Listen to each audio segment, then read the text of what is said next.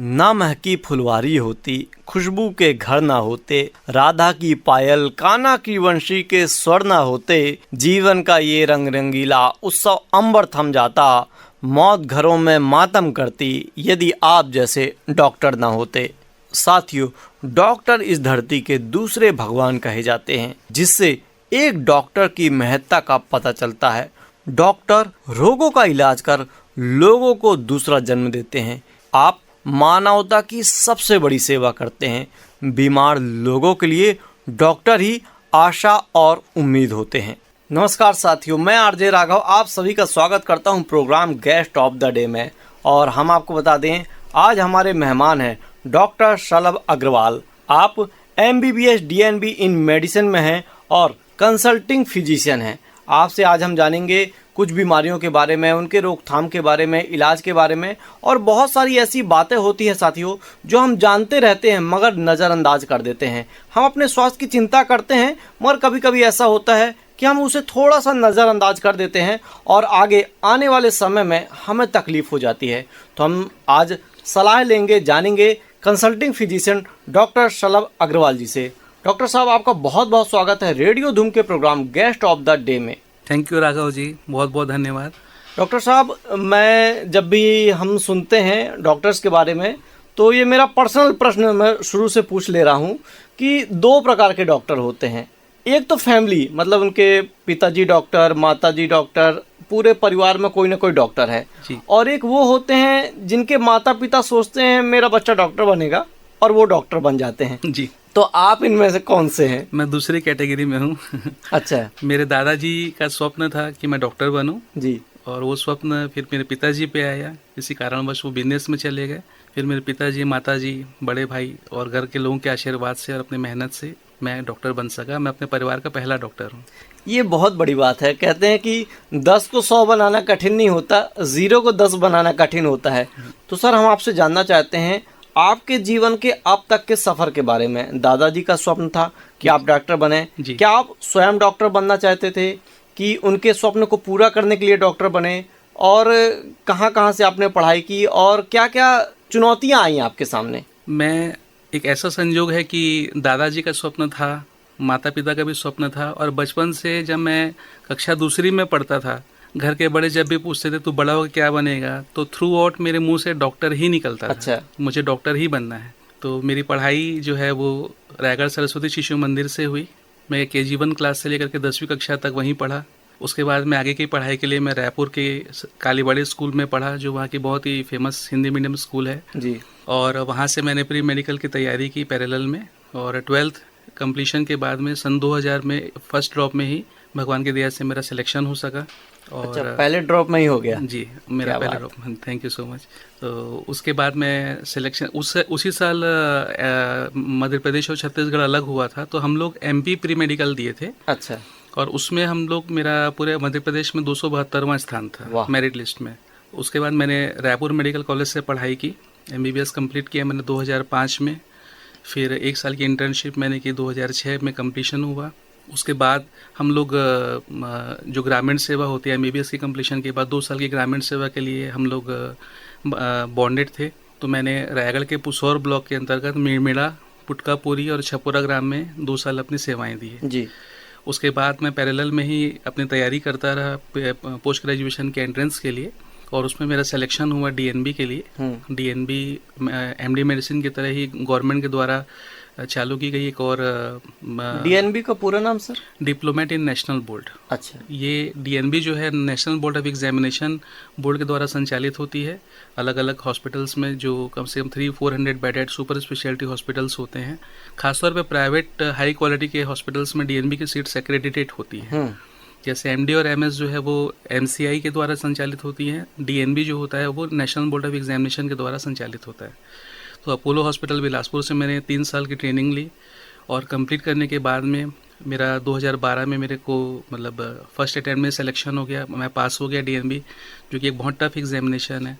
लेकिन वहाँ के जो गुरुजन हैं और वहाँ के जो टॉप कंसल्टेंट हैं, उनके प्यार और उनकी बेहतरीन टीचिंग की वजह से हम लोग फर्स्ट अटेम्प्ट में सिलेक्शन हुए। हमको नागपुर में जो हमारा प्रैक्टिकल एग्जामिनेशन हुआ था, वहाँ हमको कॉम्प्लीमेंट में मिला कि where are you from all, आप सब के सब लोग जो आए हो हम 6 लोग करीब वहाँ एग्ज़ाम देने गए थे जो अपोलो बिलासपुर से पढ़ रहे थे। सबका परफॉर्मेंस जो एक्सटर्नल्स को बहुत पसंद आया था, जो बनारस से, कोई पुणे से, कोई कहाँ कहाँ से आए थे, उनको परफॉर्मेंस बहुत पसंद आया। तो उन लोगों ने मतलब हमें कॉम्प्लीमेंट किया। उसके बाद मैंने 1 साल न्यूरोलॉजी में अपनी फेलोशिप की अपोलो हॉस्पिटल से, और उसके बाद रायगढ़ वापस आया अपनी मातृभूमि में, और जिंदल हॉस्पिटल में मैं 1 साल आईसीयू में सीनियर रेसिडेंस के बतौर वहाँ काम किया मैंने। वहाँ पे भी मुझे by good luck Apollo hospital में भी star employee of the year का अवार्ड मिला 2009 में, और जिंदल हॉस्पिटल में भी पहले साल में परफॉर्मेंस देखते हुए उन लोगों ने बेस्ट जूनियर डॉक्टर का अवार्ड दिलवाया। वाह, और कहते हैं कि जो स्टार होते हैं वो चमक जाते हैं। तो ऐसा ही है आपके साथ भी। सर, हम आपसे एक बात और जानना चाहते हैं जी कि आप सरस्वती शिशु मंदिर से पढ़ाई किए, फिर कालीबाड़ी, वो भी हिंदी मीडियम है जी। कितना कठिन होता है हिंदी मीडियम से पढ़ने वाले छात्रों को अंग्रेजी में, क्योंकि एमबीबीएस आप जो भी स्पेलिंग्स है और पूरा मीडियम ही पूरा इंग्लिश होता है जी। तो कितना कठिन होता है, और आपने कैसे इस चुनौती को स्वीकारा और कैसे ठीक किया इसे?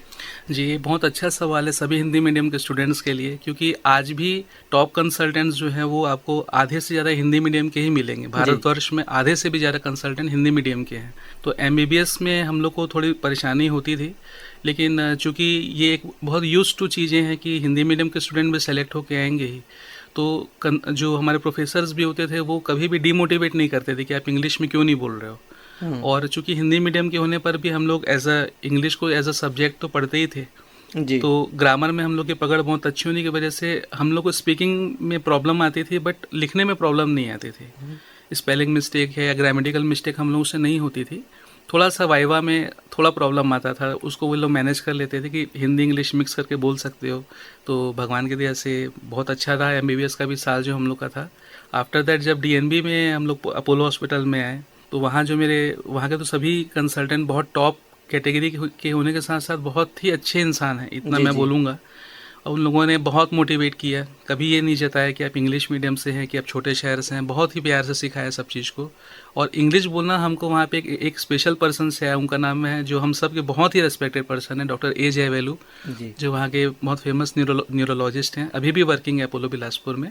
साउथ इंडियन होने की वजह से वो हमसे थ्रू आउट इंग्लिश में ही बात किया करते थे। अच्छा। तो उनके साथ बात करते करते हमको इंग्लिश भी बोलना आ गया जी। 1 साल जिंदल हॉस्पिटल में काम कंप्लीट करने के बाद जी। मैं 4 साल संजीवनी हॉस्पिटल में as a consultant as a physician मैंने काम किया, और वहाँ का इंटेंसिव केयर आईसीयू का भी मैं ही इंचार्ज था। वहाँ पे भी बहुत कॉम्प्लिकेटेड केसेस हल हुए जी। और उसके बाद फिर हमने जूट मिल रोड में जो हमारी प्रॉपर्टी है वहाँ पे हमने Shiv hospital and diagnostic centre के नाम से अपना हॉस्पिटल खोला है, जो 30 बेडेड हॉस्पिटल है, जहाँ पे डेंगू एपिडेमिक के समय, कोविड एपिडेमिक के समय में भी बहुत अच्छा काम हुआ, काफ़ी पेशेंट लोग का इलाज बढ़िया हुआ। और जहाँ ICU, pathology, pharmacy, chest x ray, ECG और OPD, gynaecology, orthopaedic, general surgery, ENT जैसे सारी सुविधाएं रेगुलर एंड विजिटिंग बेस में उपलब्ध है। डॉक्टर साहब, आपसे हम और बातें जानेंगे, बीमारियों के बारे में जानेंगे, उनके इलाज के बारे में जानेंगे, मगर रेडियो धूम सर एक इंफोटेनमेंट स्टेशन है और बहुत सारी बीमारियां होती हैं जी। आप कंसल्टिंग फिजिशियन हैं, तो कुछ ऐसी बीमारियां जो आप बताना चाहें, ऐसी कौन कौन सी बीमारियां हैं और क्या लक्षण हो सकते हैं, क्या उनका इलाज हो सकता है? जी, मैं आज आपको कुछ असामान्य बीमारियों के बारे में बताना चाहूँगा, जिनके बारे में अधिकतर पेशेंट को जानकारी नहीं होती और आभास तक नहीं रहता है जी। और मैं आपको उनके एग्जाम्पल्स दे करके बताना चाहता हूँ। पहली बीमारी जो मैं डिस्कस करना चाहता हूँ उसका नाम है पॉलीसाइथेमिया वीरा जी, जिसको हम खून की या रक्त की अधिकता बोलते हैं। अच्छा। अधिकतर लोग या पब्लिक को एनीमिया के विषय में पता है, जिसको हम रक्त अल्पता बोलते हैं जी। ये हमने भी सुना है, क्योंकि खून की कमी होती है, लोगों को दिख जाती है, मगर अधिकता भी हो सकती है। जी हाँ, अधिकता भी होती है। और इसके जो प्राइमरी लक्षण जो होते हैं, जैसे पेशेंट को अधिकतर थकान रहने लग जाती है, सिर में दर्द रहता है, आँखों में मतलब थोड़ा धुंधलापन आ सकता है, हमेशा एक भारी भारीपन सा महसूस होता है। और मैंने कुछ पेशेंट्स में जो बहुत खास तौर पे गौर किया कि वो जरूरत से ज़्यादा खूबसूरत दिखते थे। अच्छा जी, गोरे चिट्टे, जरूरत से ज़्यादा लाल चेहरा और उनकी हथेलियाँ बहुत ज़्यादा लाल दिखती थी। और हम लोग जैसे आई टेस्ट करते हैं और आँख की पलक को नीचे झुका करके देखते हैं तो ज़रूरत से ज़्यादा लालिमा हमने महसूस की उनमें जी। और जब हमने उसका हीमोग्लोबिन चेक करवाया तो उनका 18 ग्राम 19 ग्राम तक हीमोग्लोबिन निकला। तो पेशेंट को लगा कि वो तो बहुत खुशनसीब है कि उसका इतना अच्छा खून है शरीर में। तो हमने बताया कि it is not good for your health. और उनका जो कंप्लीट हीमोग्राम था उसमें रेड सेल्स जो होती है, लाल रक्त कोशिकाएं, वो अपनी नॉर्मल वैल्यू से बहुत ज़्यादा एक्सीड कर गई थी हीमोग्लोबिन बढ़ने के साथ साथ में। तो हम लोगों ने रूटीन अन्य टेस्ट भी करवाए, रूटीन उनको ट्रीटमेंट भी दे के देखा कि संभवतः पानी कम पीते होंगे, पानी अच्छे से पीने से वे हो सकता है कि हीमोग्लोबिन उनका नॉर्मल आ जाए, क्योंकि डिहाइड्रेशन भी एक कारण है जिसमें हीमोग्लोबिन ज़्यादा दिखाता है। बट उन करेक्शन के बाद भी जब उनका हीमोग्लोबिन कम नहीं हुआ तब फिर हमने उनका बोन मैरो टेस्ट करवाया रायपुर भेज करके, और उसमें पॉलीसाइथीमिया वीरा नाम की बीमारी निकली, जिसको हम खून की अधिकता बोलते हैं। ये अधिकतर एक आनुवांशिक बीमारी रहती है जिसमें रेड सेल्स की संख्या बहुत ज़्यादा बढ़ने लग जाती है, और इसकी वजह से पेशेंट को खून भी आ सकता है। अच्छा। ब्रेन स्ट्रोक हो सकता है, क्योंकि खून यदि गाढ़ा हो जाएगा जर्बसरा आरबीसी के चलते, रेड सेल्स के चलते, तो तरलता उसकी कम हो जाएगी, नेचुरली उसका फ्लो कम होगा पूरे शरीर में, तो खून गाढ़ा होने की वजह से हार्ट अटैक या ब्रेन अटैक होने की संभावना रहती है। इसलिए ट्रीटमेंट में विशेष तौर पे इसमें पेशेंट का, जैसे खून की कमी में हमें ज़्यादा खून चढ़ाना पड़ता है या आयरन टैबलेट देनी पड़ती है, इसमें खून निकाल के फेंकना पड़ता है। अच्छा। ऐसे व्यक्ति खून डोनेट नहीं कर सकते। अच्छा, डोनेट भी नहीं कर सकते ऐसे क्योंकि ये आनुवंशिक बीमारी अगला है। प्रश्न हो सकता था जी कि यदि खून ज़्यादा है तो क्या डोनेट करके उनका उपयोग कर सकते हैं? नहीं, बिल्कुल। जैसे हम ब्लड डोनेट करते हैं, सेम प्रोसीजर में हम लोग जो है 350-400 में ब्लड निकाल के फेंकना पड़ता है उनको, और फिर साथ में थोड़ा उनको हाइड्रेट करने के लिए ड्रिप लगाना पड़ता है बीमारी कन्फर्म होने के बाद में। ब्लड डोनेट क्यों नहीं कर सकते हैं? वो ब्लड में क्या कमी रहती है? क्योंकि तो ज़्यादा है, उसमें कोई प्रॉब्लम होती है क्या ब्लड में? क्योंकि वो एक आनुवांशिक बीमारी है। हालांकि आनुवांशिक बीमारियाँ एक दूसरे से फैलती नहीं है, लेकिन स्टैंडर्ड बुक्स में स्ट्रिक्टली लिखा हुआ है कि ऐसे पेशेंट को ब्लड डोनेट कर करके अपना काम नहीं चलाना चाहिए, उनका ब्लड काम नहीं आता दूसरों को देने के लिए। तो इसी से जुड़ा हुआ मेरा एक प्रश्न है कि यदि किसी के अंदर ये बीमारी है जी, तो लक्षण कैसे पता चल सकते हैं? क्योंकि हो सकता है कई समय तक कोई ब्लड डोनेट करता रहा और उसे जानकारी ही नहीं है। जी, एक्चुअल में क्या होता है, ब्लड डोनेशन से पहले हीमोग्लोबिन चेक किया जाता है। जी। तो जैसे 12.5 ग्राम से कम खून वाला व्यक्ति खून दे ही नहीं सकता, ब्लड डोनेट ही नहीं कर सकता। उसी तरीके से रूटीन चेकअप में डोनर पर्सन का जब हीमोग्लोबिन चेक किया जाता है, और अगर उसका हीमोग्लोबिन इंडियन का जो हमारा सिनेरियो है उसमें 16.5 ग्राम को एक्सीड कर रहा है, 16.5 ग्राम या उससे अधिक अगर किसी को लगातार मिल रहा है 2-3 बार के जांच में, जी, अलग अलग लैब में भी वो चाहे वो टेस्ट कर सकते हैं, कहीं कोई मतलब एरर मत आ रहा हो, मतलब मशीनरी एरर मत आ रहा हो। रिपीटेड टेस्ट में यदि पेशेंट का 16.5 ग्राम से ऊपर हीमोग्लोबिन आ रहा है, दैट मीन्स कि पेशेंट जो है वो नॉर्मल नहीं है। अच्छा। जी हाँ। लक्षण क्या हो सकते हैं इसके? लक्षण ज़्यादातर पेशेंट्स को, जैसे मैंने आपको बताया कि थकान महसूस हो सकती है, और थकान के 100 से भी ज़्यादा कारण हो सकते हैं।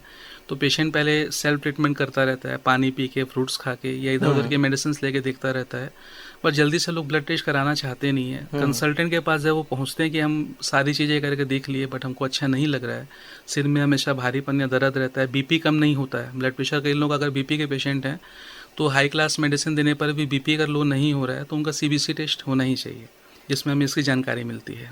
इलाज क्या है इसका? इलाज ये है कि हर जिसका बोन मैरो टेस्टिंग के बाद में कंफर्म हो चुका है और जेनेटिक टेस्टिंग के बाद में कि वो पॉलीसाइथेमिया वीरा का पेशेंट है, उसको हर 1 से 2 महीने में सीबीसी टेस्ट करा करके देखना चाहिए। यदि उनका डायग्नोसिस के बाद में 15.5 ग्राम से ऊपर खून जा रहा है, डायग्नोसिस हो जाने के बाद में, तो उसको अपने कंसल्टिंग फिजिशियन से मिल करके एक्स्ट्रा खून निकलवाना चाहिए, ज़्यादा पानी पीते रहना चाहिए, और इकोस्पिरिन जो टैबलेट का आपने नाम सुना होगा, जो हार्ट अटैक के पेशेंट को हम लोग दिया करते हैं ताकि खून पतला रहे, उसका लाइफ लॉन्ग का कोर्स उन पेशेंट को करना होता है। इसका कभी कंप्लीट नहीं हो सकती, इसका ये आजीवन रहती है बीमारी? चूँकि ये आनुवांशिक बीमारी है इसलिए ये आजीवन की बीमारी है। तो ऐसे लोगों को तो आजीवन तकलीफ होती रहेगी?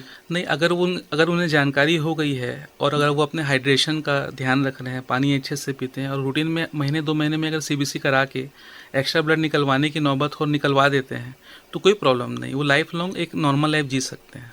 लेकिन इसको नज़रअंदाज बिल्कुल नहीं करना चाहिए। ये बहुत बढ़िया बात आपने बताई, और कई बार ऐसा होता है, और ये मैं पर्सनली कहूँ कि मुझे खुद पहली बार जानकारी मिली है। जी। बहुत कम लोग जानते होंगे, आप तो उस फील्ड से जुड़े हैं जी। तो जानते होंगे। सर, हम प्रोग्राम में और भी आपसे बीमारियों के बारे में जानेंगे, और कोई बीमारी ऐसी जो आप हमें बता सकें जो जनरली लोग नज़रअंदाज कर देते हैं? जी, मैं एक बुढ़ापे से संबंधित बीमारी बताना चाहता हूँ, जिसका पता पेशेंट्स को बहुत बाद में चलता है जी, या फिर पेशेंट उसे अननेसेसरी इग्नोर करते रहता है। उस बीमारी का नाम है पार्किंसन डिसीज। पार्किंसन डिसीज़ जो है वो अधिकतर केस में 60 या 65 साल की उम्र से स्टार्ट होने वाली बीमारी है, और ज़रूरी नहीं होता कि वो हर बूढ़े व्यक्ति को हो, लेकिन जो उसके क्लासिकल लक्षण होते हैं बोलना चाहिए, उसमें सबसे कॉमन है, आपने भी शायद देखा होगा कि कई बूढ़े बुजुर्ग लोगों का हाथ जो है वो हिलते रहता है। जी जी जी जी, तो वो एक लक्षण है जिसको हम ट्रेमर्स बोलते हैं, हाथ का या अंगूठे का या पूरे शरीर का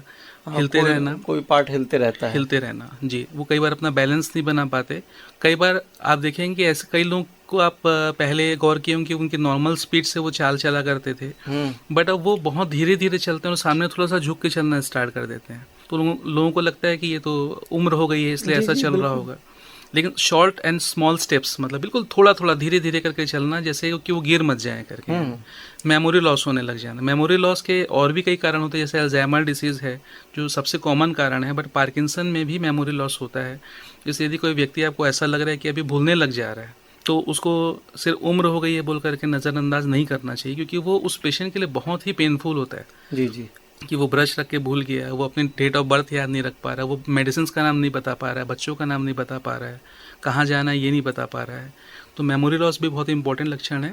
और दूसरा एक चीज़ होती है कि ना, मूवमेंट स्लो होने के साथ साथ में हाथ पैरों में और पूरे शरीर की मांसपेशियों में कड़ापन आ जाता है, इसको हम स्टिफनेस बोलते हैं। अच्छा जी, मतलब उनके हाथ को, जैसे हम, अगर डॉक्टर भी टेस्ट करता है मान लीजिए हाथ के मूवमेंट को, तो एक स्मूथ मूवमेंट ना हो करके एक रिजिड मूवमेंट आता है, उसमें एक ऐसा लगता है प्रतिरोध आ रहा है करके। और जो पेशेंट खुद है उसको भी लगता है कि उसके हाथ पैरों में जो ना अकड़न आ रही है, पेशेंट की भाषा में वो अकड़न है, डॉक्टर की भाषा में वो स्टिफनेस है, रिजिडिटी है जिसको हम लोग बोलते हैं। और कॉन्स्टिपेशन, एक कब्जियत अपने समाज में एक कॉमन प्रॉब्लम है जी। बट यदि किसी को लगातार कब्जियत चल रही है और इस टाइप के लक्षण भी दिख रहे हों, पेशेंट गौर कर रहा हो या घर वाले गौर कर रहे हो कि इनकी चाल परिवर्तित हो गई, हाथ हिलता है, कब्जियत भी बने रहती है, बार बार चेस्ट इन्फेक्शन होता है क्योंकि सांस की मसल्स भी स्लो हो जाती हैं, कड़ी हो जाती हैं, तो पेशेंट जल्दी से कफ आउट नहीं कर पाता, अच्छा। बलगम नहीं निकाल पाता, तो वो जमते जमते रिपीटेडली निमोनिया होने का डर रहता है। और एक बहुत इंपॉर्टेंट चीज़ जो मैं बताना चाहता था कि पेशेंट जो रहता है उसके चेहरे के एक्सप्रेशन जो रहते हैं, फेशियल एक्सप्रेशन जो रहते हैं, हाव भाव, वो धीरे धीरे गायब होने लग जाते हैं। वो लगातार घुरती हुई सी कंडीशन में सामने वाले को देखते रहता है, ना खुशी ना गम इस कंडीशन में। जी हाँ, आप धीरे धीरे गौर करेंगे कि वो बोल रहा है तो किसी मास्क, जैसे अपन मास्क लगा के बोलते हैं तो कोई एक्सप्रेशन नहीं आता चेहरे में, बिल्कुल वो एक्सप्रेशन लेस फेस में बात करता है, ना भवें तनेंगी, ना भवें नीचे होंगी, ना चेहरे में हंसी, ना खुशी, ना गम, कोई लक्षण नहीं आते। और आंखों की जो ब्लिंकिंग होती है जिनको हम पलक झपकना बोलते हैं, वो भी उनका बहुत बहुत देर में होता है। अच्छा, ये बहुत इंपॉर्टेंट चीज़ है, इसलिए उनको रिपीटेडली आई इन्फेक्शन भी होते रहता है। पार्किंसन की प्रॉब्लम से जो लोग जूझ रहे हैं उनके लिए यानी उनके अटेंडर्स और उन पेशेंट्स के लिए जानना बहुत ज़रूरी है कि ऐसे लक्षणों को बिल्कुल भी नज़रअंदाज नहीं करना चाहिए अपने को। इलाज क्या होगा इसका फिर? इनका इलाज है अर्ली डिटेक्शन, क्योंकि इसमें मैक्सिमम केस में पेशेंट की जो लैब या एमआरआई रिपोर्ट्स जो रहती हैं ब्रेन की, वो क्योंकि न्यूरोलॉजिकल डिसऑर्डर है, मतलब मस्तिष्क से संबंधित प्रॉब्लम है, तो ज़्यादातर केस में एमआरआई और ब्लड रिपोर्ट्स नॉर्मल रहती हैं पेशेंट की। तो इसको क्लिनिकली जो जज कर सकता है वो तुरंत ही पकड़ लेगा एग्जामिन करके कि पेशेंट को पार्किंसन के लक्षण आ रहे हैं, इसलिए एक्सपर्ट पर्सन से मिलना चाहिए। और इससे संबंधित जो कुछ मेडिसिन हैं जैसे डोपामिन वगैरह आती है, सिंडोपा वगैरह, पैसिटिन, कुछ इंपॉर्टेंट मेडिसिन है, कभी भी सेल्फ मेडिकेशन तो करना ही नहीं चाहिए। बिल्कुल, यही हम बोलने वाले थे श्रोताओं। डॉक्टर साहब को दवाई की जानकारी है तो नाम तो ले दे रहे हैं, मगर आप बिना चिकित्सक की सलाह के कोई भी ऐसी मेडिसिन ना लें। जी, तो ये जो मेडिसिन हैं ये आप एक्सपर्ट की सलाह पे या उसके ऑब्जर्वेशन में लेना स्टार्ट करें, क्योंकि डोज एडजस्टमेंट इसमें फ्रिक्वेंट होता है, पेशेंट को आवश्यकता अनुसार डोज कम या ज़्यादा करना पड़ता है। और अगर पेशेंट को प्रॉपर रिस्पॉन्स आ रहा है तो वो विथ मेडिसिन अपनी एक नॉर्मल लाइफ निकाल सकता है, लेकिन इग्नोर करने से या बिना डॉक्टर के पास फॉलोअप किए अगर अपन एक ही डोज में दवा ले रहे हैं, एडजस्ट नहीं करवा रहे हैं, तो ओवर डोजिंग होने से साइड इफेक्ट आएंगे, अंडर डोजिंग होने से पेशेंट को खास फायदा नहीं मिल पाता है। तो ये एक बहुत इंपॉर्टेंट जानकारी जो है वो मैं देना चाहता था कि पार्किंसन को नज़रअंदाज नहीं करना चाहिए। सर, ये तो आपने पार्किंसन के बारे में बताया और आपने ओवरडोज अंडरडोज की बात की, तो एक जनरल प्रश्न मेरे अंदर आया कि बहुत सारी बीमारी होती है, डॉक्टर कह देते हैं कि आप इसको 30 दिन तक लीजिए, 1 महीने 2 महीने 3 महीने जो भी कहते हैं, मगर हम लोग क्या करते हैं सर कि लिए 15-20 दिन में हमें अच्छा फील होने लगता है जी, तो वो जो 10 दिन का ये जो बाकी डोज है उसको हम नहीं ले पाते हैं जी। तो ऐसे लोगों से जो ऐसा नज़रअंदाज करते हैं और इन बातों का ध्यान नहीं रखते हैं, उन्हें आप क्या कहना चाहेंगे? मैं विशेष रूप से अनुरोध करना चाहता हूँ, सिर्फ सलाह ही नहीं, अनुरोध करना चाहता हूँ कि पार्किंसन या इसके पहले मैंने पॉलीसाइथीमिया बताया या किसी भी बीमारी के विषय में डोज एडजस्टमेंट या डोज मिस करना, डॉक्टर के पास फॉलोअप नहीं करना पेशेंट की बीमारी को सिर्फ बढ़ाता है। जी। इवन सिंपल वायरल इन्फेक्शन में भी हम 5 डेज़ की मेडिसिन लिखते हैं, पेशेंट 3 दिन की दवा खरीदता है और खाता भी 2 ही दिन है। बिल्कुल। ये हैबिट को चेंज करना बहुत ज़रूरी है, क्योंकि वही सिंपल वायरल सर्दी खांसी कब निमोनिया का रूप ले लेगा, कब कोरोना का रूप ले लेगा, कोई नहीं जानता है। इसलिए डॉक्टर के पास आकर के अपना फॉलोअप और प्रॉपर ट्रीटमेंट को जरूर करना चाहिए। जी, आपने बहुत बढ़िया जानकारी दी। उम्मीद है हमारे श्रोताओं को जानकारी पसंद भी आ रही होगी और इसको वो ध्यान में रखेंगे। डॉक्टर साहब, हम आपसे और भी जानेंगे। 2 बीमारियां आपने बताई, एक बुजुर्गों के लिए है और एक बीमारी थी जिसमें खून की अधिकता हो जाती है जी। और ऐसी कुछ जनरल बीमारियां जिसे लोग नज़रअंदाज कर देते हैं। एक बहुत इंपॉर्टेंट बीमारी जो पिछले 15 सालों में बहुत तेज़ी से बढ़ी है जी। उस बीमारी का नाम है non alcoholic fatty liver disease. Non alcoholic मतलब जो व्यक्ति शराब नहीं पीता लेकिन उसके लीवर पे एक्सेसिव फैट का या चर्बी का जमाव होने से फ्यूचर में वो लीवर को परमानेंट डैमेज कर सकता है। Non alcoholic fatty liver disease जो है वो लीवर डैमेज करने के कारणों की पायदान में पिछले 15 सालों में 20वें स्थान से कूदकर तीसरे स्थान पे आ चुका है। पहला स्थान आज भी अल्कोहल का ही है। एक्सेसिव अल्कोहल इंटेक करने से जो लीवर डैमेज होता है उसके बारे में हम सब अवगत हैं। जी। दूसरे कारण में वायरल हेपेटाइटिस बी या सी के इन्फेक्शन से होना या अन्य किसी वायरस की वजह से लीवर डैमेज होना। तीसरा कारण है non alcoholic fatty liver disease, जिसका सबसे प्रमुख कारण है आज के समय की लेजीनेस, जो हम फिजिकल एक्टिविटी से दूर होते जा रहे हैं, जंक फूडिंग, ओवरवेट या ओबेस होना, मोटापा जिसको हम बोलते हैं, साथ में डायबिटीज़ या खून में कोलेस्ट्रॉल की मात्रा बढ़े रहना, हाई ब्लड प्रेशर रहना, थायराइड की बीमारी होना, ये सब प्रमुख कारण हैं जो धीरे धीरे करके फिज़िकल एक्टिविटी की कमी और बहुत ज़्यादा चर्बी युक्त खाना खाने की वजह से, पिज़्ज़ा, बर्गर या चाउमीन या किसी भी प्रकार का जंक फूड जो हम लोग खाते हैं उसकी वजह से और कम एक्सरसाइज करने की वजह से जो फैट है वो पूरी तरीके से जल नहीं पाता, बर्न आउट नहीं हो पाता है और धीरे धीरे वो पहले हमारे शरीर की थाइज़ में, जांघों में और कूल्हों में, फिर पेट में चढ़ने लग जाता है और जब पेट हमारे सीने को पार कर जाता है, जिसको हम टमी निकलना बोलते हैं, जी। या बेली या तोंद बोलते हैं, वो जब होने लग जाता है तो फिर इंटरनल ऑर्गन्स में उसका डिपोजिशन तय है। इंटरनल ऑर्गन में सबसे पहला जो ऑर्गन होता है वो लीवर ही होता है, क्योंकि लीवर हमारे शरीर का एसिड फैक्ट्री है, जिसको हम केमिकल फैक्ट्री भी बोलते हैं। उसके 1000 वर्क्स हैं और चूंकि वो शरीर का सबसे बड़ा ऑर्गन होता है, 1.5 से 2 किलोग्राम उसका वजन होता है। हाँ जी हाँ, ब्रेन से भी बड़ा लीवर होता है और उसके अत्यधिक महत्वपूर्ण कार्य होते हैं। तो उसमें एक्सेसिव फैट चाहे ड्रिंक करने की वजह से हो या मोटापे की वजह से हो या फिजिकल एक्टिविटी ना होने की वजह से हो या जेनेटिकली हो। मान लीजिए किसी का शरीर फिट एंड फाइन है बट उसके फैमिली में कोई नॉन अल्कोहलिक फैटी लिवर की वजह से लिवर सिरोसिस होकर के एक्सपायर किया है या बहुत लंबा बीमारी को भुगता है, तो अगली पीढ़ी में या जो क्लोज रिलेटिव्स हैं वो फिट होने पर भी नॉन अल्कोहलिक फैटी लिवर के शिकार हो सकते हैं। अपने आप ये बीमारी उन तक पहुंच जाती है। ये जेनेटिकली भी ट्रांसफ़र होती है और साथ ही साथ में जो मैंने बताया कि फिजिकल एक्टिविटी की कमी होना, एक्सरसाइज नहीं करना और रेगुलर बेसिस में बाहर का या घर में तला भुना खाना हर हमेशा ये प्रमुख कारण होते हैं। जी। लक्षण में ये होता है, सबसे कॉमन फीचर होता है थकान।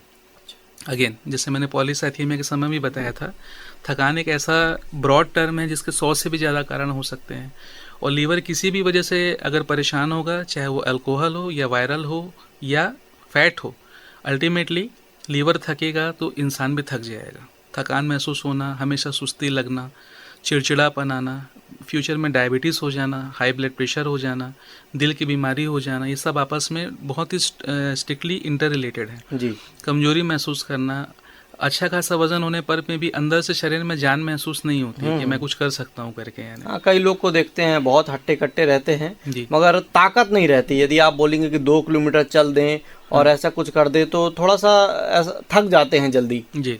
तो ये भी बीमारी के लक्षण हो सकते हैं। जी हाँ, बिल्कुल बिल्कुल बिल्कुल हो सकते हैं। तो इसको दूर कैसे किया जा सकता है? देखिए, पहले तो ये है कि ना, जानकारी होने के बाद एटलीस्ट हमें अपने खान पान में सुधार करना बहुत ज़रूरी है। जी। और नज़दीकी डॉक्टर से मिल करके आप अपने लीवर फंक्शन की ब्लड में टेस्टिंग करा सकते हैं। कोलेस्ट्रॉल, हीमोग्राम, शुगर, इन सब की ब्लड में टेस्टिंग साल में 1 या 2 बार कर ही लेना चाहिए मौजूदा समय के जो हालात हैं। और दूसरा, अपनी लाइफ स्टाइल को चेंज करना ज़रूरी है और सोनोग्राफी एक बहुत इंपॉर्टेंट इसमें मतलब पेट की सोनोग्राफी में आपको फैटी लीवर ज़रूर पता चल जाता है। जब तक फैटी लीवर ग्रेड 1 या 2 है तब तक वो रिवर्सिबल होता है, यानी उस समय जानकारी मिल जाने पर हम बहुत हद तक पेशेंट को समझा करके लाइफ स्टाइल चेंज करवा करके उसको रिवर्स कर सकते हैं। लेकिन जहाँ ग्रेड 3 या 4 की तरफ में जाने लग जाता है, फिर वो एक अल्कोहलिक लीवर डिसीज़ के जैसा ही लीवर की स्थिति बनने लग जाती है। उस समय बहुत ज़्यादा मेहनत करनी होती है, दवाइयाँ नहीं छोड़नी होती है डॉक्टर की सलाह पे, vitamin E, omega fatty acid के जो सोर्सेस होते हैं और हाई प्रोटीन डाइट लेने के लिए बोला जाता है। फैट और कार्बोहाइड्रेट वाली डाइट जो होती है, मतलब चावल, आलू, जितने भी डीप फ्राइड आइटम्स होते हैं, इन सबको हम जितना कम खाएंगे, और प्रोटीन वाली चीज़ें जो होती है जैसे अंडा जो लोग खाते हैं तो अंडे की केवल सफ़ेदी, और मीट में मतलब फिश को थोड़ा प्रेफर करें, चिकन मटन वगैरह इत्यादि को कम खाना चाहिए। और शाकाहारी भोजन वाले जो रहते हैं उनको ज़्यादा मात्रा में अंकुरित मूंग, चना, सोयाबीन, यदि वो थायराइड के पेशेंट नहीं है, क्योंकि थायराइड पेशेंट को सोयाबीन नहीं खाना चाहिए जी। तो सोयाबीन, अंकुरित मूंग, चना, राजमा, छोले और आपका बीन्स, मटर, है ना, और दूध के जितने भी बिना मलाई के आइटम होते हैं, बिना मलाई का दूध, दही, पनीर, छेना, है ना, ये सब, हाँ, ये खा सकते हैं। तो उससे उनका शरीर, और दालें जितनी किस्म की होती हैं, सभी किस्म की दालों में प्रोटीन अच्छा होता है। We have to increase protein and decrease fat and carbohydrate, ये बहुत इंपॉर्टेंट चीज़ है, इसका पंच लाइन है बोलना चाहिए। एक सवाल और मन में आ रहा है हमारे कि अधिकतर आप बोलते हैं, जो जितने भी हम डॉक्टर से बात करते हैं कि फिटनेस का ध्यान रखें, मेहनत करें, एक्सरसाइज करें। जी। पिछले कुछ समय से हम टीवी में देखते हैं या न्यूज़ में पढ़ते हैं, जो बहुत ज़्यादा कसरत करते हैं, एक्सरसाइज करते हैं, जिम करते हैं, उन्हें भी बीमारी घेर लेती है। और कुछ तो ऐसा हुआ कि एक्सरसाइज करते करते और समझे कि हार्ट अटैक आ गया। जी। ये कैसे संभव हो पाता है? जी, उसका एक कारण जो है, जो मेरा नेक्स्ट टॉपिक से उसका रिलेशन भी है जी, उनमें सबसे इम्पोर्टेंट है स्ट्रेस, तनाव जो होता है। तनाव पारिवारिक तनाव हो सकता है, व्यक्तिगत तनाव हो सकता है, काम संबंधी तनाव हो सकता है। आगे बढ़ने के लोगों में जो ज़बरदस्त होड़ लग गई है, जी जी, ज़बरदस्त होड़, मतलब डिजिटलाइजेशन के बाद में हम एक दूसरे के बारे में ज़रूरत से ज़्यादा जानने लग गए हैं कि उसका फाइनेंशियल स्टेटस क्या है, और उसको देख करके हम अनावश्यक जो है मन में कोई भी प्रकार की भावना पाल लेते हैं कि हमें भी उतना ही आगे बढ़ना है। जी जी। हर व्यक्ति की कैपेसिटी अपनी अपनी होती है। अगर ब्लड रिपोर्ट सभी नॉर्मल हैं तब भी हम ज़रूरत से ज़्यादा फिटनेस के चक्कर में जो है ओवर एक्सरसाइज यदि कर रहे हैं, ओवर एक्सरसाइज के साथ में अगर हम तनाव मुक्त नहीं रह रहे हैं, और साथ में जो जिम में कई बार एनाबॉलिक स्टेरॉइड्स भी दिए जाते हैं, जी जी। कई बार छुप छुपा के दिया जाता है, कई जगह ओपन दिया जाता है कि इससे आपके मसल्स बहुत बिल्डअप होंगी, वे सब भी जो है मतलब हार्ट अटैक का कारण बनती हैं। रिसेंट समय में जो बहुत बड़े बड़े सेलिब्रिटीज़ का देहांत हुआ है, उसमें यदि वो कोरोना से ग्रस्त रहे हुए होंगे तो कोरोना के बाद भी बहुत से लोगों के शरीर में एक हार्ट अटैक या ब्रेन अटैक जैसी स्थिति बनी है, क्योंकि खून जो है वो काफ़ी गाढ़ा हो जाता है। उस वायरस के प्रभाव से बहुत से लोगों के शरीर में ये प्रॉब्लम आई है। तो स्ट्रेस एक ऐसा कारण है जिसको अपने को दूर रखना बहुत ज़रूरी है। फ्री माइंड रहना चाहिए, दूसरों से कंपेयर ज़्यादा नहीं करना चाहिए, अपने लक्ष्य को पाने के लिए हर संभव मेहनत करनी चाहिए, लेकिन अननेसेसरी डिप्रेशन में नहीं आना चाहिए कि मैं अचीव नहीं कर पाया, वो कैसे कर लिया, ये सब चीज़ें जो है वो सही नहीं है। बहुत बढ़िया आपने बात बताई। एक चीज़ जो मैं नॉन अल्कोहलिक फैटी लीवर के विषय में बोलना चाह रहा था, इसमें 40 मिनट का एक रेगुलर एक्सरसाइज जो है वो पार्ट ऑफ ट्रीटमेंट में आता है जी। मेडिसिन, एक्सरसाइज एंड जो डाइट मैंने आप लोगों को बताया, high protein diet, low fat diet and low carbohydrate diet, ये हमारा कंक्लूजन है नॉन अल्कोहलिक के विषय में। सर आपने बहुत बढ़िया जानकारियां दी। सर आपने डिप्रेशन एक शब्द कहा था और कई लोगों में है, और बहुत सारी बीमारियों की मुख्य वजह हमें लगता है कि डिप्रेशन ही है जी। या उसको बढ़ावा देने में डिप्रेशन का बहुत बड़ा हाथ है। जी हाँ। तो डिप्रेशन की वजह से कौन कौन सी बीमारियां हो सकती हैं, मुख्य कारण क्या है, और हम क्या क्या कर सकते हैं ताकि डिप्रेशन को कम कर सकें? लोग कहते हैं चिंता होती है तो उसे कम तो नहीं किया जा सकता है, मगर हम यदि दूसरी जगह अपना ध्यान जोड़ लेते हैं तो कहीं ना कहीं थोड़ा बहुत हम कम कर सकते हैं। तो आपका क्या कहना है? जी, डिप्रेशन का हिंदी में अर्थ अवसाद होता है। जी। डिप्रेशन का मतलब होता है कि जो हमारी दैनिक दिनचर्या के जो कार्य होते हैं, जैसे हम जो सुबेरे उठते हैं और अपने अपने कार्य को करते हैं, तो रूटीन एक्टिविटीज़ जिसको हम बोलते हैं इंग्लिश में, उसमें धीरे धीरे इंटरेस्ट कम आने लग जाता है। अच्छा। मान लीजिए सपोज मैं डॉक्टर हूँ, या कोई इंजीनियर है, या कोई टीचर है, जो भी है, या कोई होम मेकर लेडी है, जो गृहिणी है, या बच्चे मान लीजिए पढ़ाई में है, उच्च शिक्षा पढ़ रहे हों या प्राथमिक शिक्षा ले रहे हों। डिप्रेशन आज की तारीख में हर एज ग्रुप को, हर आयु वर्ग को प्रभावित कर रहा है।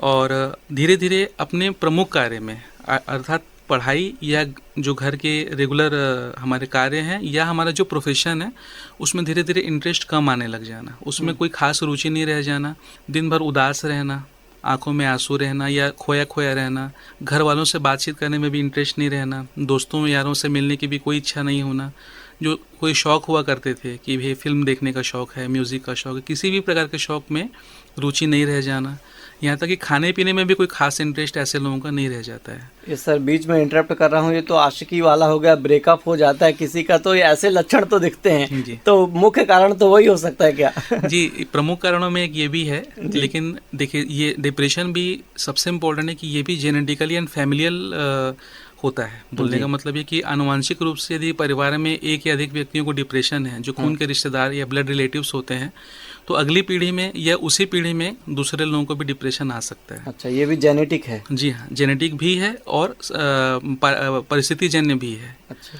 जी, अगर परिस्थितियाँ मान लीजिए परिवार में कभी खुशहाल माहौल रहा हो, लेकिन किसी भी वजह से खासतौर पे पारिवारिक तनाव की स्थिति मान लीजिए पति पत्नी के बीच में आ गई या दूसरे पारिवारिक लोगों से मान लीजिए किसी प्रकार का मतभेद हो गया और उसको सामने वाला खुल के एक्सप्रेस नहीं कर पा रहा है और अंदर ही अंदर में घुटता चला जा रहा है, या उसका काम अच्छे से नहीं चल रहा है, या जिस लक्ष्य से वो पढ़ाई कर रहा है उतनी अच्छी वो पढ़ाई नहीं कर पा रहा है, उतने अच्छे नंबर नहीं ला पा रहा है, या दोस्ती में या जो सराउंडिंग्स है पास पड़ोस में किसी से ऐसे कोई मतभेद हो गए हैं कि दिल को कभी जो है मतलब खुशी महसूस नहीं होने लग जाती।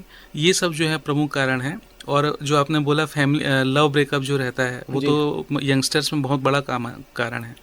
यंगस्टर्स जो खासतौर पे कॉलेज के एज ग्रुप वाले रहते हैं उनमें आइदर फैमिली पहले से प्रभावित रहती है या उनका पढ़ाई उतना अच्छा नहीं चलता रहता या उनका प्यार में ब्रेकअप हो गया रहता है। ये सब प्रमुख कारणों में से आते हैं। लक्षण मैंने आपको बताए ही। और डिप्रेशन के बारे में जानना इसलिए बहुत ज़रूरी है कि डिप्रेशन की वजह से पेशेंट की जो एक नॉर्मल लाइफ रहती है वो बहुत ही मतलब पुअर क्वालिटी की हो जाती है, बहुत उसकी गुणवत्ता में कमी आ जाती है। और डिप्रेस पर्सन का जब किसी प्रकार के कार्य में कोई उत्साह ही नहीं रहता तो नेचुरली उसका जो आउटपुट होता है, मतलब बिजनेस में आउटपुट, पढ़ाई में आउटपुट, घर में जो आउटपुट लेडीज़ लोगों का रहता है वो कम होने लग जाता है। परिवार का माहौल धीरे धीरे बिखरने लग जाता है, तनावग्रस्त रहता है, हर एक को उस व्यक्ति की चिंता होने लग जाती है कि इसका क्या होगा। जी, और शारीरिक रूप से जो बहुत बुरा प्रभाव पड़ता है कि ब्लड प्रेशर बढ़ जाना, शुगर बीमारी आ जाना, कोलेस्ट्रॉल का लेवल बढ़ने लग जाना, नींद नहीं आना, निद्रा का शिकार हो जाना और कभी कभी आत्महत्या जैसी स्थिति में भी पेशेंट पहुंच सकता है। तो अगर आपको अपने आसपास का कोई भी व्यक्ति या अपने घर परिवार का कोई भी व्यक्ति पहले से थोड़ा गुमसुम या उदास सा दिखता है तो प्लीज़ उसके साथ उसकी प्रॉब्लम शेयर करने की कोशिश कीजिए, उसका दुख समझने का, बांटने का प्रयास कीजिए। और आपको लगता है कि वो खुल के नहीं बता पा रहा है या खुल के बताने के बाद भी वो उस स्थिति से समझाइश के बाद में नहीं निकल पा रहा है तो आपको अपने डॉक्टर से ज़रूर मिलना चाहिए। जो उसके ट्रीटमेंट होते हैं उसमें किसी प्रकार के मानसिक रोग के ट्रीटमेंट के दो महत्वपूर्ण पार्ट होते हैं। एक तो दवा होती है जो एंटी डिप्रेसेंट मेडिसिन होती हैं और दूसरा जो होता है वो होता है आपका काउंसलिंग वाला जो पार्ट होता है। बिल्कुल, साइकोलॉजिकल काउंसलिंग जो हम बोलते हैं, जो एक्सपर्ट पर्सन आपको जरूर करेगा। उसमें सबसे इम्पोर्टेंट आज की तारीख में योगा और मेडिटेशन का बहुत अहम रोल है कि उससे आत्मशक्ति बढ़ती है।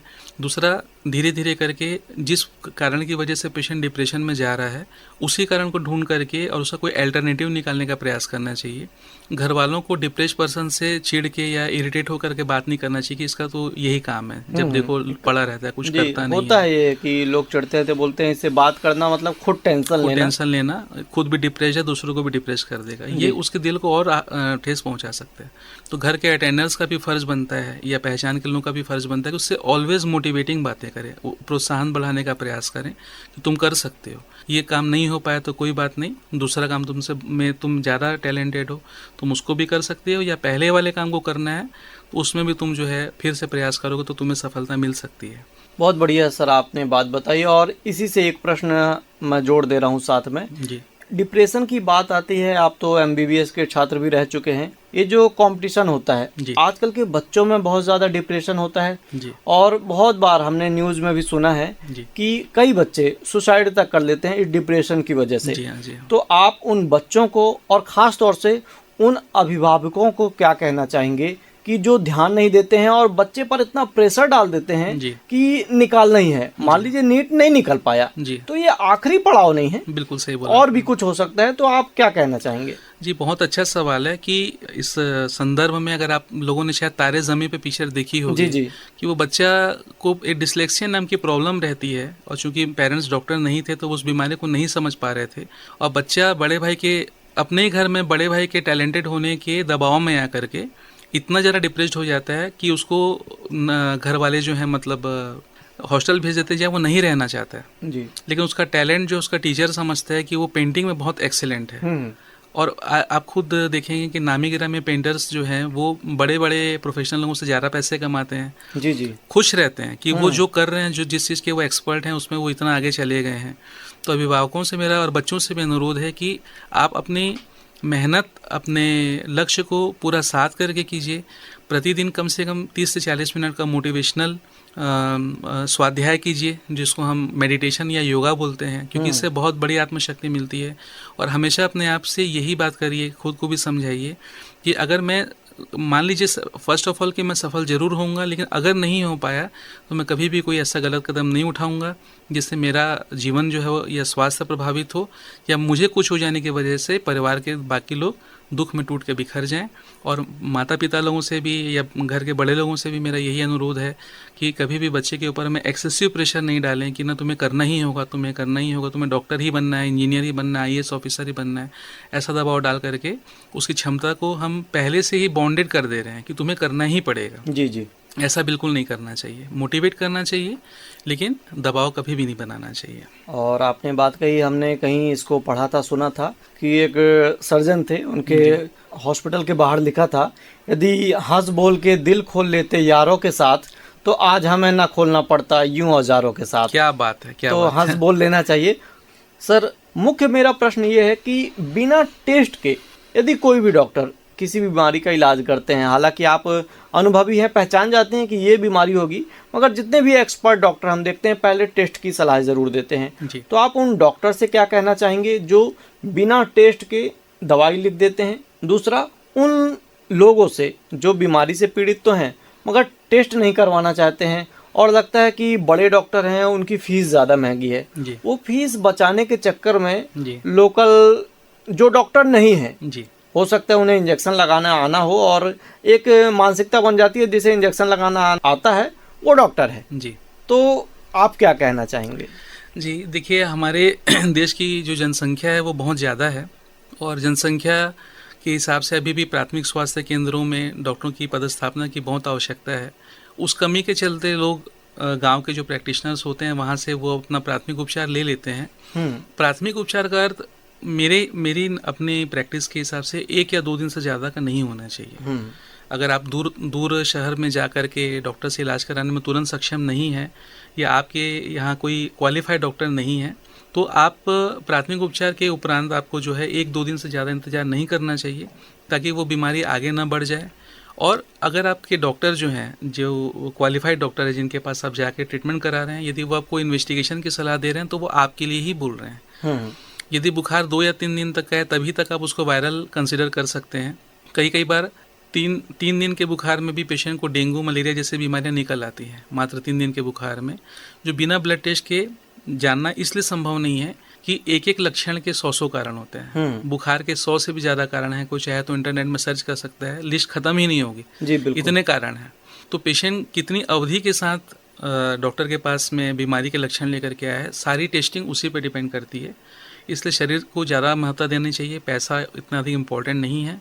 और रायगढ़ में आज की तारीख में बहुत अच्छी lab facility, x-ray, CT scan, MRI इत्यादि हैं, और इतना विश्वास उन्हें अपने डॉक्टर पे करना चाहिए कि वो अनावश्यक जांच नहीं करवाएंगे। आपके लक्षण को सुन के और उसकी अवधि के आधार पे ही आपको सजेस्ट करेंगे, क्योंकि वो आपसे जानते बूझते भी एक तो धोखा नहीं करेंगे, दूसरा अगर वो लिख भी देंगे तो भी जब तक आप नहीं चाहेंगे वो जाँच नहीं करवा सकते। बिल्कुल। वो तो आपका स्वयं का अधिकार है। तो आपको स्वयं इस चीज़ का निर्णय लेना चाहिए कि आप जिस डॉक्टर से मिले हैं वो आपके विषय में क्या सोच रहा है। क्वालिफाइड डॉक्टर कभी भी आपके साथ गलत नहीं करना चाहेगा। बहुत बढ़िया आपने बात बताई, जानकारी दी। सर, समय धीरे धीरे कब निकल गया हमें पता ही नहीं चला। सर, रेडियो धूम के श्रोताओं से आप क्या कहना चाहेंगे और रेडियो धूम में आकर के आपको कैसा लगा? रेडियो धूम मेरे लिए एक बहुत ही सुहावना और बहुत प्यारा अनुभव रहा है। मैं बहुत खुश हूँ और बहुत इनका दिल से धन्यवाद भी करता हूँ। और श्रोताओं से यही मेरी अपील है कि आप रेडियो धूम से ज़्यादा मात्रा में जुड़ें, क्योंकि ये एक बहुत सुंदर लोकल प्लेटफॉर्म है और इसमें आप बहुत सुंदर जानकारियाँ और परफॉर्मेंस के साथ साथ में स्वयं जो बच्चे हैं या जो लोकल आर्टिस्ट हैं, लोकल जो अपने अपने क्षेत्र के एक्सपर्ट हैं, उनको भी जुड़ने का और एक ये जानकारी के रूप में समाज सेवा का मौका मिल रहा है। हम एक दूसरे से आपस में जुड़ रहे हैं, जो मुझे सुन रहे हैं, मैं जिनको सुना रहा हूँ, हम कभी ना कभी हो सकता है आपस में मिलें जी। तो एक दूसरे से एक प्रकार से ये सामाजिक एकता की ही बात है। तो ये बहुत सुंदर प्लेटफॉर्म है और आप ज़्यादा से ज़्यादा मात्रा में संख्या में रेडियो धूम को सुनिए। और मैं बहुत बहुत धन्यवाद करता हूँ कि आप लोगों ने मुझे यहाँ बुलवाया। बहुत बहुत धन्यवाद सर, आपका कीमती समय हमें देने के लिए। बहुत बहुत धन्यवाद। तो साथियों, ये था आज का programme guest of the day, जिसमें आज हमारे मेहमान थे डॉक्टर शलभ अग्रवाल। आज हमने आपसे बहुत सारी बीमारियों के बारे में जाना, ऐसी बीमारी जिन्हें हम नज़रअंदाज कर देते हैं। उम्मीद है आज आपको ये जानकारी पसंद आई होगी। तो साथियों, इन्हीं बातों के साथ आज का ये प्रोग्राम यहीं समाप्त होता है। हम मिलेंगे आपसे फिर किसी प्रोग्राम में, मगर आप कहीं जाइएगा नहीं, सुनते रहिए रेडियो धूम 89.6, क्योंकि आपके मनोरंजन की जिम्मेदारी अब है हमारी। और हम आपको बता दें, आज के प्रोग्राम के प्रस्तुतकर्ता थे रमा शंकर शुक्ला। नमस्कार।